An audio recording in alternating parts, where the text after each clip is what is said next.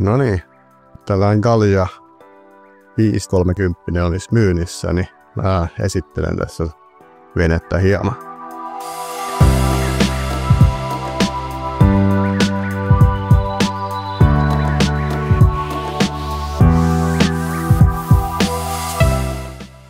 Elikkä tällainen 5-paikkainen vene. Hyvin mahtuu pieni perhe tänne kyytiin ja yöpymäänkin takapää vene tulee aurinkopediksi. Ja sitten tässä on tällainen pöytä, joka saa tohon noin kiinni. Sitten täällä on säilytystila. Täällä alla. Sinne mahtuu hyvin varakanisteria ja muuta. Varusteita tässä on mukavasti tässä veneessä, että tossa on heti 2 plotteria. Toisessa mä oon käyttänyt kaikuu puoleksi ja sitten kartta laajemmalle. Ja sitten toinen on sitten lähempänä zoomattumpi plotteri, niin ei tarvi sitten venksata edestakas. Sitten tässä on muutama kytkin, tosta saa pitkät valot täällä, sitten valoheittimen, sitten mittarivalot ja sitten tossa on vielä täällä on tällaisia tunnelmavaloita veneessä, niin tosta saan epäillä tuosta kytkimestä. Elikkä tuolla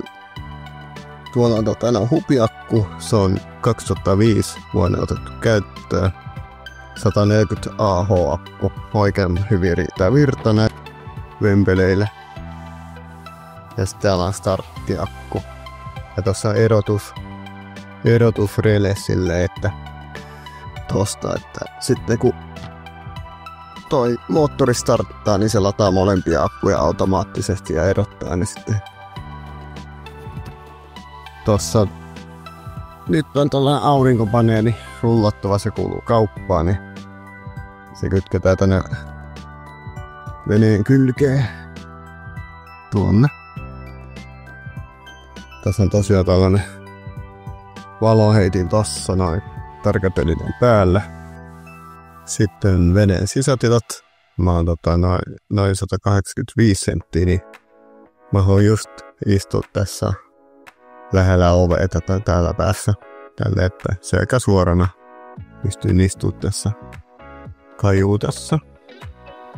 Kajutta on tällainen, että tän saa tällaiseksi 2 hengen peliksi, tai oikeastaan tähän menee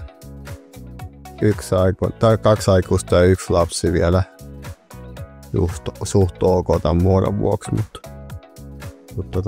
mahtuu pitkäkseen tähän näin. Täällä on sitten aurinkopaneeli järjestelmän tää yksikkö. Tossa näkee, että nyt kun tuolla paistaa aurinko, niin tuolla lataa. Ja tosta saa suoraan ulos tulla, se menee tosta. Tässä on täällä telkkarille, kaapelivalmiin telkkarille nyt kiinni. Mä otin sen talveksi pois, enkä laittanut talven jälkeen takas. Ja sit täältä saa täällä on kytkimiä, niin täältä saa muun muassa sitten valoja ja noi plotterit ja muut sitten virrat kytkettyy täältä niihin päälle, että virta kulkee. Tästä löytyy säilytystasku ja täällä on pieni klippipöytä, ihan kätevä. Sitten täällä jalkapäässä on säilytystila, tää on oikein iso tää tila, tänne mahtuu tosi paljon, toi varmaan noin metrin syvä. Ja olisiko se metrin leveä, paljon tilaa ja penkkien alta.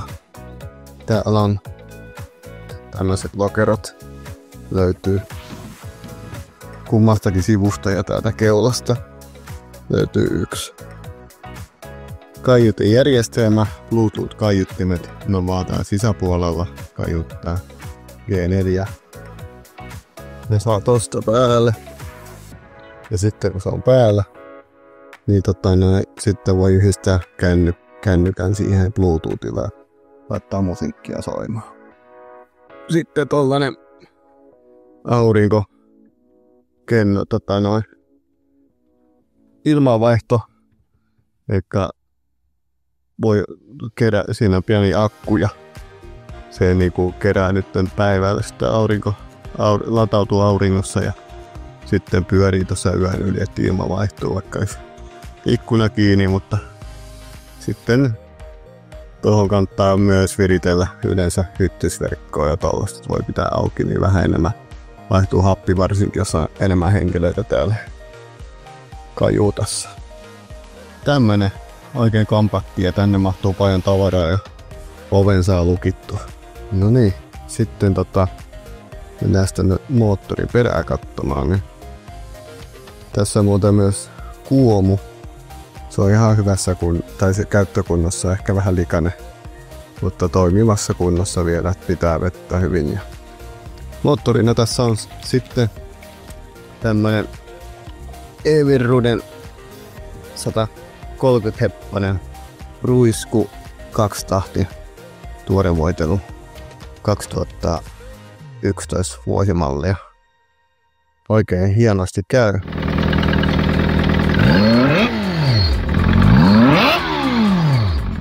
Huollot tehty ajallaan ja enemmänkin. Ja tällä hetkellä ainoa ongelma on, että trimmi-sylinteri vuotaa vähän öljyä, mutta se on ihan käyttökunnossa siltä, että kunhan sitä öljyä tarkastelee ja lisää sitten sinne tarvittaessa, mutta se olisi hyvä vaihtaa jossain vaiheessa.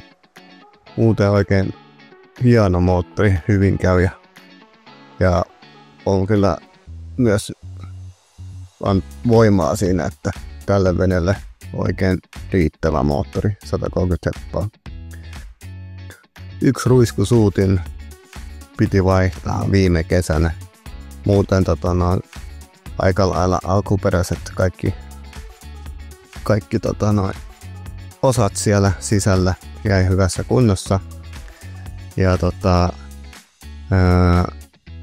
käyttötunnit on noin 132 tuntia. Vähän reilu nyt tänä kesänä tullut ajeltua myös.